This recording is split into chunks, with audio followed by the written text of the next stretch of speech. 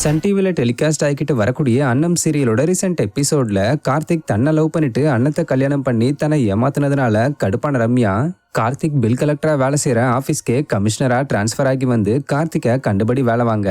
அந்த வகையில ரம்யா ஒரு படி மேல போய் குப்பைமேட்டையும் செக் பண்ண சொல்ல கார்த்திக்கும் குப்பைமேட்ல ஒழுங்கா குப்பை கொட்டுறாங்களான்னு செக் பண்ணிக்கிட்டு இருக்கும்போது குப்பைமேட்ல உள்ள ஸ்மெல் ஒத்துக்காம அங்கேயே மயக்கம் போட்டு விழ அப்புறம் அங்கிருந்தவங்களாம் கார்த்திகை ஹாஸ்பிட்டலுக்கு கூட்டிட்டு போய் சேர்த்திருந்தாங்க. இந்த நிலையில இந்த சீன் மேக்கிங் அப்ப எடுக்கப்பட்ட பிடிஎஸ் வீடியோவை அன்னம் சீரியல் டீம் ரீசெண்டா ஷேர் பண்ணிருக்காங்க.